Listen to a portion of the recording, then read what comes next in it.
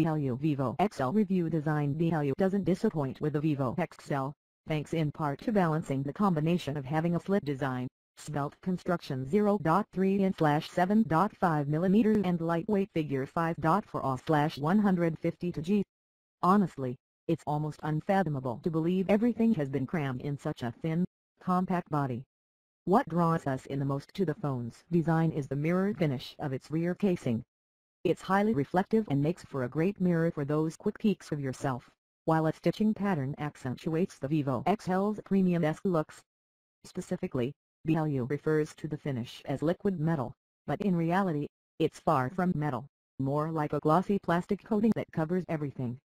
Even though it seems like BLU emphasizes on design above everything else, there's still utility in mind, evident in the fact that the phone features a removable battery, dual SIM slots, and a micro slot. What's most striking, though, is that a USB Type-C 2.0 port is present on the Vivo XL, ensuring that it's up to snuff with the times. Displayed in complementing its dazzling aesthetics, the 5.5-inch 720x1280 Super AMOLED display with Gorilla Glass 3 is absolute in garnering attention with its iridescent glow, oversaturated colors, wide viewing angles, and the typical deep black that AMOLED screens are known for producing. This, from what we can gather, embodies all of the typical characteristics of the technology. While Samsung has perfected the technology, the one used by BLU here harkens back to the AMOLED screens of old. For example, it washes out and fades under direct sun due to its feeble peak luminance of 289 nits. And other qualities about it indicate an inferior screen here, like its colder ~8000K color temperature and oversaturated, unrealistic color reproduction. You know, it's representative of AMOLED technology of the past, due to the amount of saturation produced by it, such as in how yellows appear greenish and teal leans on the bluish side. Interface and functionality. BLU employs its own interpretation of Android here with the Vivo XL, which is currently running on top of Android 5.1 Lollipop. Yes, we're kind of disappointed that it's launching without the latest version of the platform, and unacceptable to at the same time, but it's mentioned as being upgradable to Android M. Although that might be regarded as a comforting idea, we're curious to see if BLU will follow through with that pledge, knowing fully that the software in its phones rarely sees upgrades. The experience itself follows the implementation used by many Chinese makers, as in eliminating the apps panel entirely and placing everything on a home screen. Functionally, BLU provides some useful tricks to deepen the experience, like its various smart gestures, double tap to turn on the screen, and super screenshot feature. It's not trying to be a mega Android experience, so the features that are in its arsenal don't come off as overpowering or redundant. Comparing it to other prized Android experiences, BLU's interpretation is a tepid one at best, combining the core fundamental features of the platform, while sprinkling on a few of its own. Needless to say, it suffices for basic things, but work is still needed to entice power users. System performance synthetic tests are one thing, but a phone's real-world performance is another. To that degree, the BLU Vivo XL persists in delivering tight and slick responses with its hardware, an octa-core 1.3 GHz MediaTek 6753 processor based on 64-bit architecture, combined with 2 GB of RAM and the Mali T720 GPU.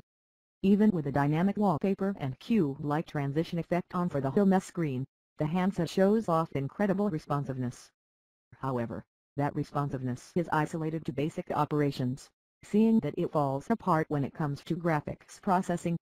We were hoping for some sort of considerable gain with this hardware combination, but at the end of the day, the phone is riddled with choppiness to the point of being unusable for gaming.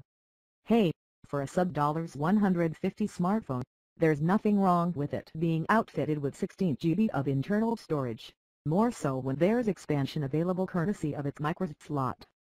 Camera. On the back, there's a 13-megapixel sensor that features 5-element sapphire blue lenses, f/2.0 aperture, phase detection and autofocus PDAF and an LED flash. For the front, it chimes in with a reasonable wide-angle 5-megapixel camera. The focus extends into the interface as well, wherein it's crammed with a ton of shooting modes and a manual one as well.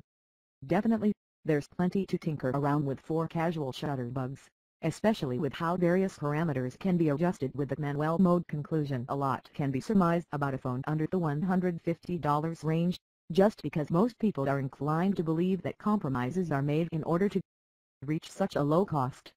Well, for starters, the BLU Vivo XL doesn't look like the $150 phone, but rather, one that can easily pass for something $300 plus. The attention to its design is utterly commendable, and when you add in the fact that it has dual SIM slots and is unblocked, it definitely increases its value and worth to the consumer.